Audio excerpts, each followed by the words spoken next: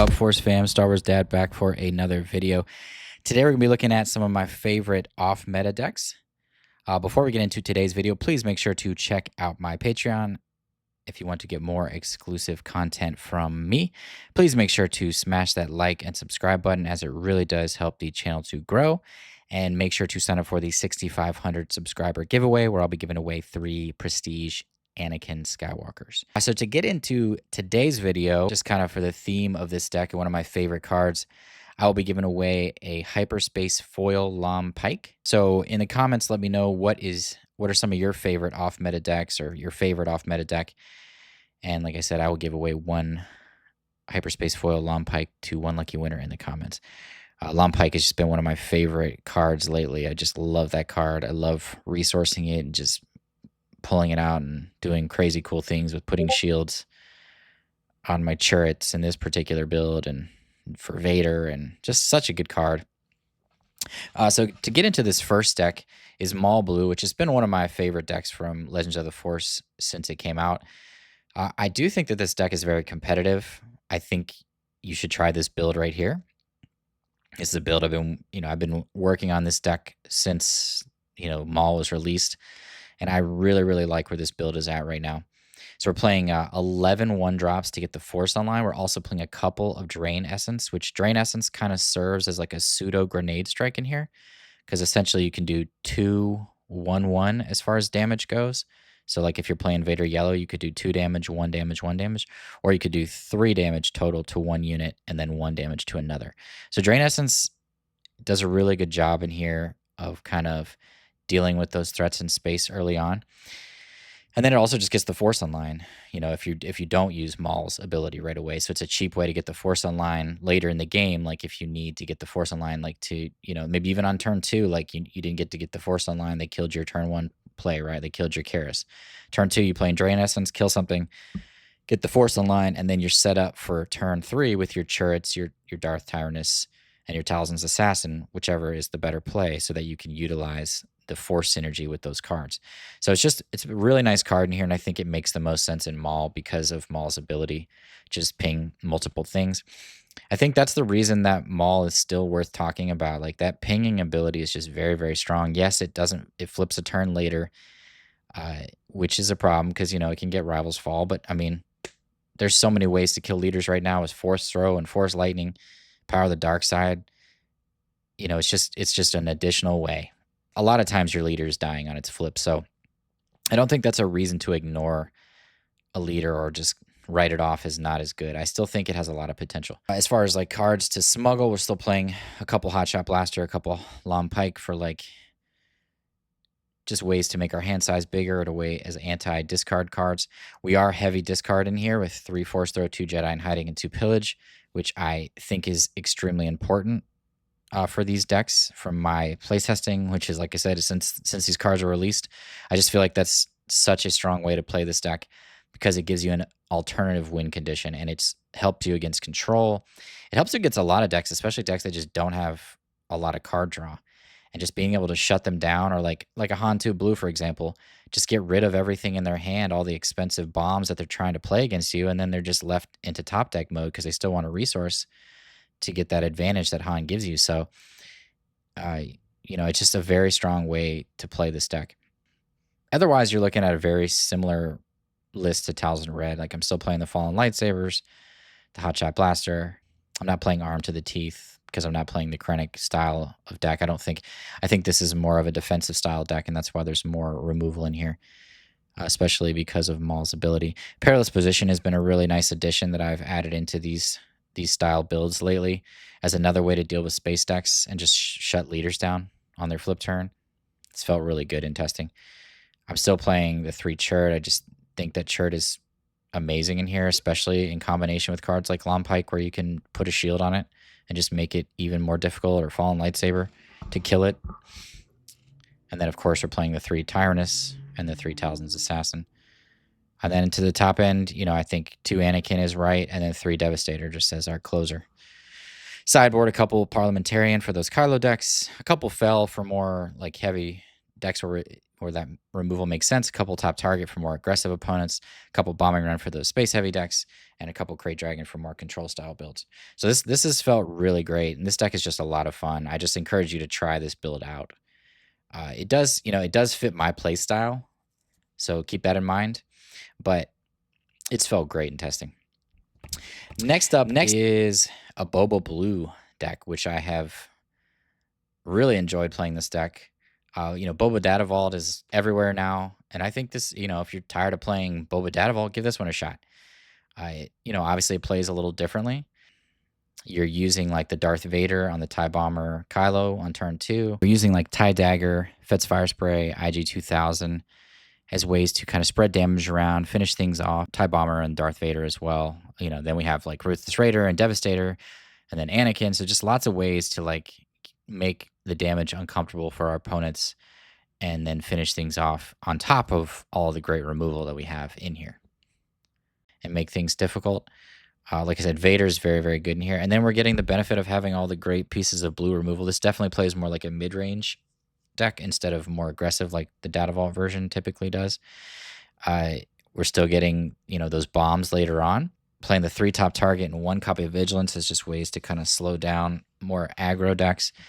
A lot of removal in here with the 3 power, 3 no glory, 1 rival's fall, and the Vigilance. And then we're using cards like Planetary Bombardment, is one of our ways to close, and then Devastator and Avenger at the top end. So it's just another way to play Boba, and I've really, really enjoyed it, and I think it's surprisingly good. It's another one of those decks that you should give it a shot for yourself and kind of make some tweaks here and there to fit your play style, but it's just a ton of fun. And just, it's one of those ones that I'm surprised it hasn't seen more play. I think a lot of times in this game, people see what works and then they just stick with it, and they kind of write off other ways of playing decks. And this is one of those decks that I feel like maybe you should revisit. As things have kind of settled, I think you can build this deck in a way to address where things are at. And, it's those same colors as Maul, right? And there's just a lot of really, really good cards in these colors. So give it a shot. Let me know what you think. But it's been a lot of fun, and it's been surprisingly good. Next up is another fun one. I think this one is like fairly competitive. I definitely think, you losing that Tarkin Town advantage with the unit damage definitely hurts, but you have a lot of restore effects and some good removal in here to kind of make up for that. So I think it kind of balances itself out. Quinlan Blue is one of those decks that I had first tried out when Quinlan came out a long time ago. And it just felt like revisiting it just because of all the force energy. And, it's felt pretty good in testing. Again, because things have settled and you kind of see where things are at, I think it has a good aggro matchup. I think it can win pretty quickly because of cards like Forces with Me and just kind of slowing things down. It definitely plays more mid-range, but, you're still getting the benefit of like Plo Koon and the Kiadi Mundi and Luke Skywalker and some solid removal. Sure, it's still really good in here. Constructed Lightsaber is another way to boost the restore effects. Now there are 2 of them as a way to cheat things out, and I think that's one of the things about this that I love. Getting out like Kiadi Mundi or Plo Koon on turn 2 just feels very, very good. This is another one I think try it yourself. I think it has a lot of potential. I think now there are 2 of them is definitely the card that kind of pops it up. Another thing that I really like about this deck is it just has a good amount of card draw with like Yoda, Kiadi Mundi, Obi-Wan on the sideboard. You still have the ability to push damage fast with like Millennium Falcon, Hotshot Blaster. You could still consider playing Surprise Strike in here if you wanted to. The hand disruption is solid with like Ahsoka and Spark of Rebellion. It's not going to do as good against control, for example, but it's going to do really well against aggro because of all the restore effects. I think it can hold its own against Boba Datavault. And a lot of these decks, that's kind of the thinking in mind. Like the Maul deck absolutely can do well against Boba Datavault with the removal that you have. Now, that's still a tough matchup. It does much better versus Vader Yellow than Boba Datavault. But I just wanted to consider that as a deck that you just really have to be able to beat now, right? This deck can hold its own against Boba Datavault. The removal combined with the space presence, it does a good job of like just matching those units, and then using the removal when you need to take care of big threats. I mean, this one with the restore effects, the solid removal, it can handle a deck like that. The restore effects definitely really help. And then obviously now there are 2 of them is a great way to just kind of get an advantage against them and put more pressure on your opponents when that happens. So just another fun one and a different way to play Quinlan. Again, I think Quinlan Tarkentown has definitely taken the cake as the better way to play Quinlan, but that doesn't mean that other versions aren't still viable. So definitely give this one a shot. Let me know what you think. Rey Blue, this one's actually surprisingly good also. The Force synergy and the ability to just go wide and use Doom to just like really get your units like crazy boosted. There's a ton of card draw in here with Kuil, Yoda, Night Sister. So you're drawing a lot of cards. There's a ton of restore effects. You have great removal. The constructed lightsaber on Rey to gain 5 restore is just insane. Constructed lightsaber, of course, is also very good on like Chirrut or even Yaddle turn 2 against like an aggro deck. The Doom is just so much fun in here to be able to go wide and just kind of that theme of like putting a ton of pressure on your opponents in the right situations and playing more aggressively. It feels like a well-rounded deck. I mean, the Rivals Fall too, just to be able to deal with strong leaders. Again, Shatterpoint I think is very good in decks where your leader is not using the Force. So Shatterpoint becomes really strong in here alongside the Fel the Dragon. And I literally just cracked my windshield. I think I've been playing too much Shatterpoint in this game, and it kind of rubbed off on my car, I guess. So this deck has the ability to just kind of like grind you out, get bigger and bigger as the game goes on with Rey's ability and Doom.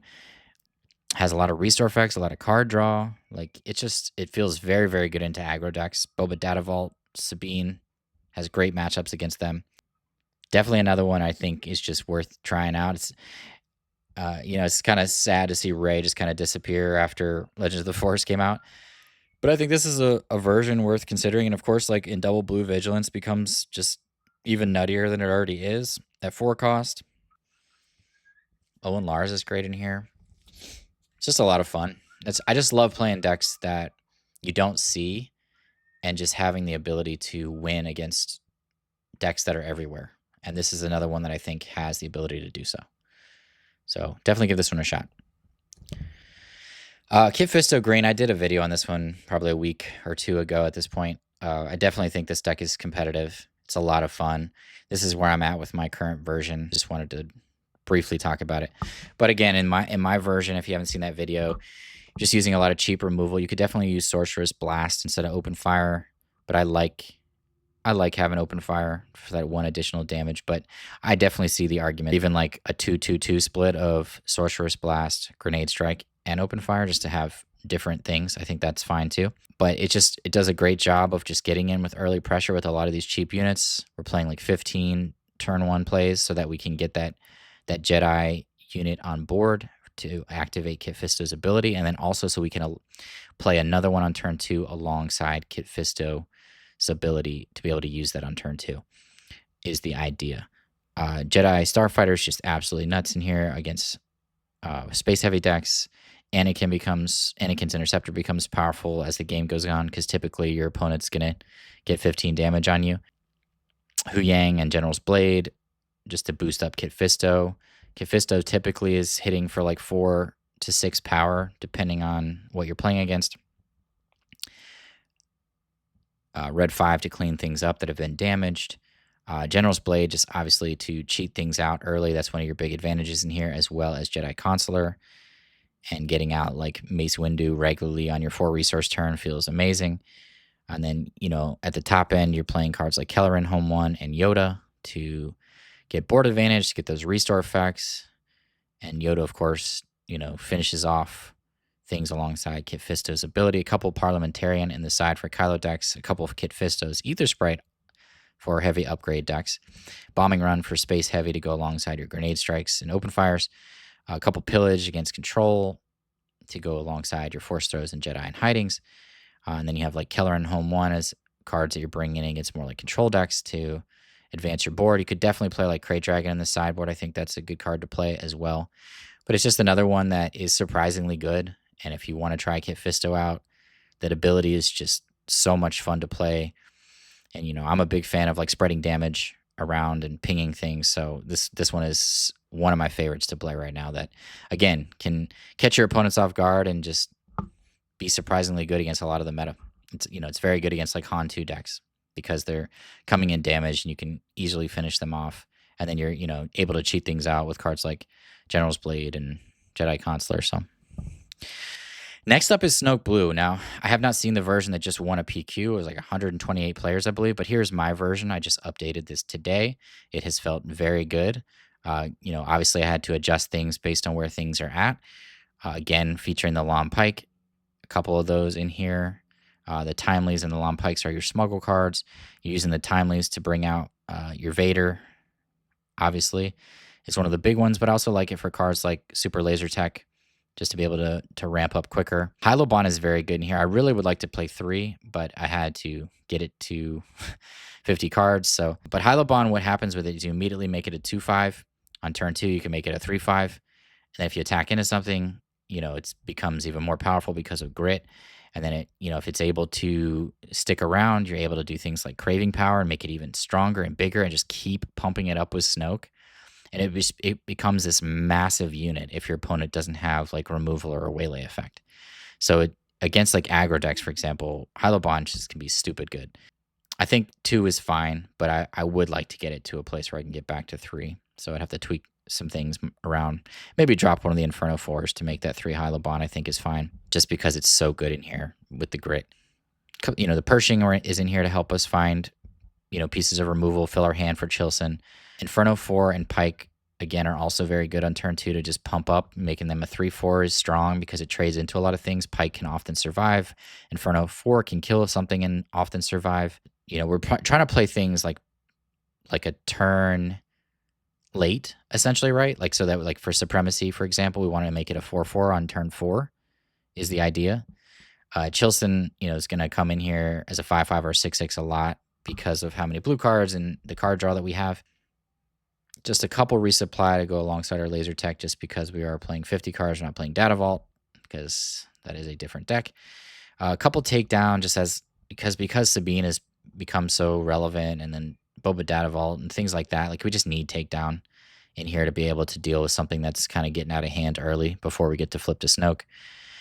3 Vigilance as a way to kind of get our life total in check. The 3 top target on the side for those more aggressive opponents. Still playing the 3 Power, the 3 No Glory. I probably need to add in Rivals Fallen here, but as of right now, I've really liked Overwhelming Barrage and Craving Power as ways to deal with leaders, because our units do get pretty big. So having the ability to just do a bunch of damage to those leaders with an Overwhelming Barrage or a Craving Power, usually around the 5 or 6 resource turn is typically when we do that, because when Snoke flips, we are able to, if we have a unit in play like a Chilson, for example, and we don't necessarily have to barrage right away, on the 5 resource turn, then what we can do is like play like a Long Pike and pump up the Chilson to a 7/7, for example, on 5. And then on 6, we can barrage plus pump up Chilson again, or Craving Power to make it a 9/9 and pump up Chilson again to make it a 10/10. So there's just some really cool things you can do in here with Snoke to just really boost the power and just put a ton of pressure on your opponents to close the game out. You definitely could play 3 Craving Power in here. I don't think there's anything wrong with that. If I was going to do that, I would probably just take out the No Glory and put in a 3rd Craving Power, which makes sense because of the theme of this deck of just like making these monstrous units. Darth Vader, of course, is just another piece of removal, essentially. A couple of the old OG Darth Vader, just to kind of get some of those Sentinels on the ground and refill our board. A couple Reinforcement Walker as a closer, card draw, heal, and the Avenger as kind of our top end closer if we're not able to finish things off once Snoke flips. And then the sideboard, the 3 top target for aggro, the Parliamentarian again for Kylo, Escort for those Boba Datavault and Vader Yellow decks, Palpatine's Return against more control, and Devastator against more control. But this is, again, another one that's felt really good in testing. I've had a lot of people actually talking to me about playing Snoke at their upcoming locals, which is awesome to see. I love that people are playing this deck. And I love that it just won a PQ. I didn't see the actual version that won. I would imagine it's a little different from mine, probably playing the General Grievous and that other, the Knight of the Ren, I think it is, that the 3 resource 4/4s just to kind of make those 5/5s on the 4 resource turn, which totally makes sense. I just prefer to play a little more Sentinels to slow things down against aggro, but I could totally see that being a different way to play this. But yeah, let me know how you're playing Snoke. I would love to hear different ways because, again, there's more than one way to skin a cat, and I think that this is one of those decks that everyone is kind of still figuring out the best way to play it. So, but this version has felt great in testing, so this is a good starting point. But definitely let me know what you guys think. Next up is Admiral Datavault. I think it's just such a fun deck to be able to do the tricks that you can do with like the Desperate Commando and the Night Sister and the Onyx and the Cobb Vanth. Again, we're playing a couple of Lompike just because it's just such a great card. Same removal. Playing the top target in the side, not playing Vigilance in this version because of the units that gain us life with the Relief Runner and the Onyx. Still playing Barrage. Playing this a little more control style, Chimera to kind of double up those when defeated effects. And then we're playing Maul instead of Vader just to be able to ambush it in, kill a thing, and hopefully survive. Then we're playing Snoke, Laser Blast, Avenger, and Devastator at our top end. So definitely more on the using our units as more of like soft control style build. But this one is just so much fun. The win defeat effects are just a ton of fun. Haven't seen this deck have any recent success. I think it's just not in the best spot because of all the Force synergy and Han-2s and things like that. But it's still a ton of fun to play. I'd be interested to see where other people are building this at right now as well, because I do think, it was really starting to pick up steam right before Legends of the Force. So, maybe that just needs a little more time to kind of adjust to where things are at and figure things out. But again, just another super fun deck. You can definitely get off to some super fast starts in here too. Like if you get like a Krennic start, and then turn 2, you can play like a Night Sister for 1 and an Inferno for 2 or an Onyx. And then all of a sudden your board's just going really wide and you just kind of start taking over the game.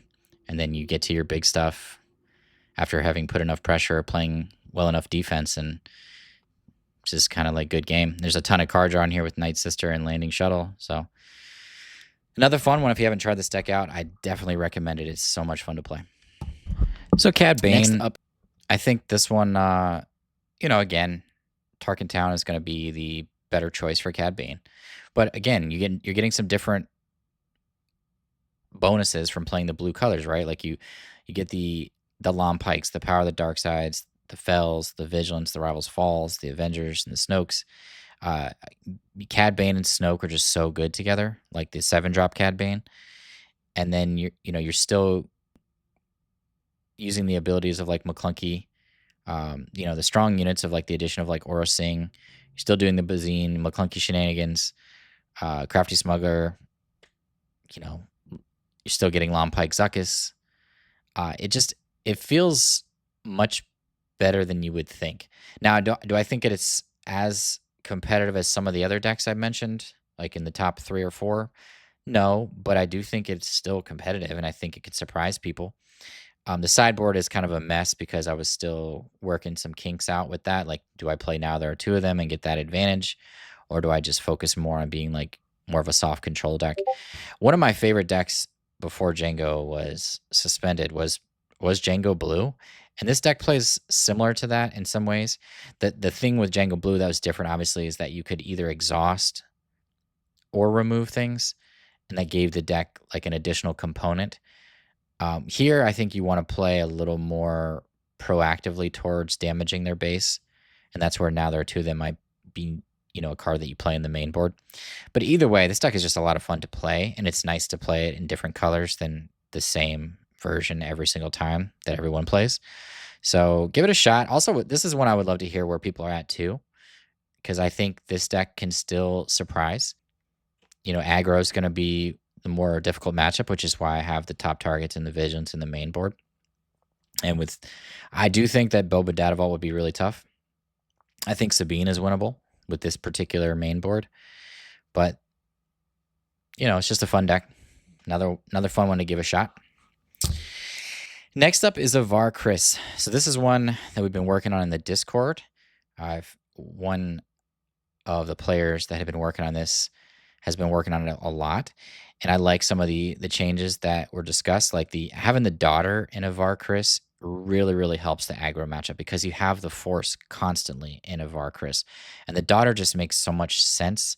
So much so that I would even consider playing 3 in the main board over like even just dropping the Kit Fisto's Ether Sprite and just playing 3 daughter because it really, really does help the aggro matchup. And that's always been this deck's weakness. And, you know, if you're able to fix that and be able to beat a deck like Sabine consistently, then you have just such a great mid-range deck that can really just do some really cool things. You know, you're still playing General's Blade and Consular to cheat things out. You're able to cheat things out easier in here because of the Consular Avar Kriss synergy. Poe Dameron is actually very, very good in here as a card that you can cheat out on turn 2 because of Consular, because you're just able to have the force and then just do the action ability on turn 2 with Consular and play Poe Dameron. So Poe Dameron that's why it's in here. Yeah, I mean, the reason we're playing a lot of early removal is to deal with aggro. Boba Datavault, I still think that would be rough. I think your best advantage against them is just being able to cheat things out faster than they can deal with. But I don't know if that's enough. I don't think it's enough. I mean, the daughter helps for sure, but you know, and the home one helps. But I think you really have to have the perfect curve to stand a chance against a deck like that because they're you know, you're not space heavy, they're space heavy, and then you have to find the right pieces of removal at the right time. And then, you know, you might even want to consider like Fang Fighter in the main as an option for that matchup if you expect to see it, if you're going to play this deck. But yeah, another fun one. You know, just it's one of those decks that it just has to get past that aggro wall that's holding it back, and then it just can do some really, really cool things. So I would love to hear where other people are at with this one as well. But as far as space, I mean, you could consider Bright Hope as another option to slow down space heavy decks if you wanted to. I mean, I really like, you know, Blue Leader's obviously very good in here because of like what you can do with General's Blade or even Consular, where you like cheat it out for 1 resource and then you can pay the extra 2 to switch it over to the ground and make it a 5/5. That's amazing. Sorcerer's Blast is amazing in here. You could focus a little more on the hand disruption side of things too. I took out that Jedi in Hiding in this particular version just to be more focused on getting to those top end things. But I do think that that's still an option for, you know, more control. We still have the pillage in the sideboard. But yeah, I would love to hear where everyone else is at with this one. Next up is Chewy Red. This is one of those decks that's just like a ton of fun to play, and it's just like a way to play Chewy, and you know, you're doing a lot of the same things that you're doing in those hero red blue decks with, you know, in my particular versions where I'm playing like Force Throw and Jedi in Hiding and Pillage. So a lot of hand disruption, a lot of restore. We are playing top target in the main board just because Chewy flips so late, and that can be too much. And because we're playing a little more removal in here, top target becomes a little more effective at just kind of keeping our life total in check. We're still getting the force synergy with like Yaddle, Yoda, and the Warrior. And then we're playing like more of the top end things. And we're trying to play, you know, lower to the ground because of Chewy's ability. That's why there's a lot more 2 and 3 drops to make them Sentinels, which is sweet. And then,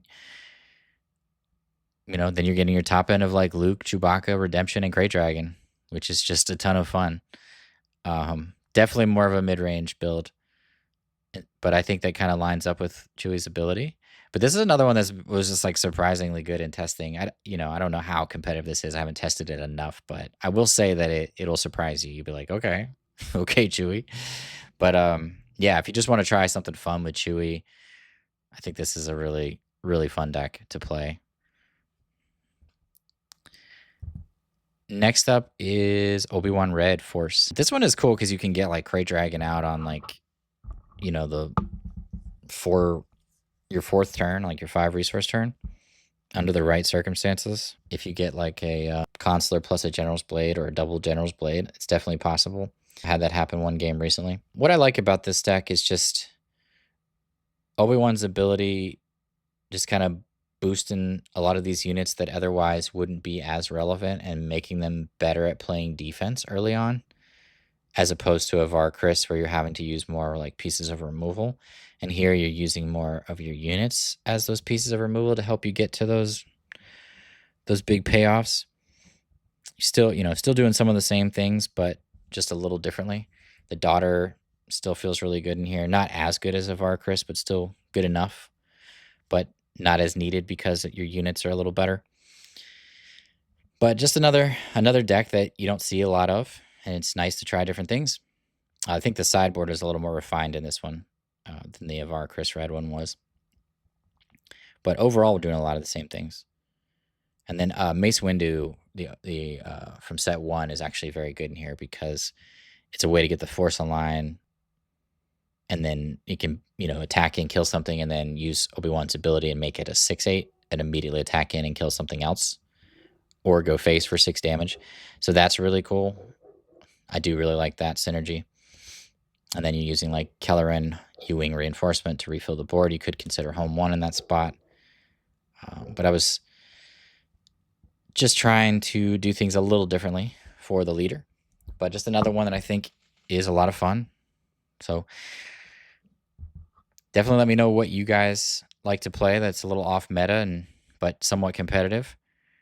And you definitely love to play off meta decks, and those are the type of decks that I love to hear about when they win big tournaments, just because it's so much more fun to hear than another Hantu Blue or another Talzin Red or another Boba Datavault won a PQ. So love to hear, even if you've won like with a small store showdown, like with one of these off meta decks or one of the ones that you play. I'd love to hear about it. But as always, y'all have a good one, and peace out.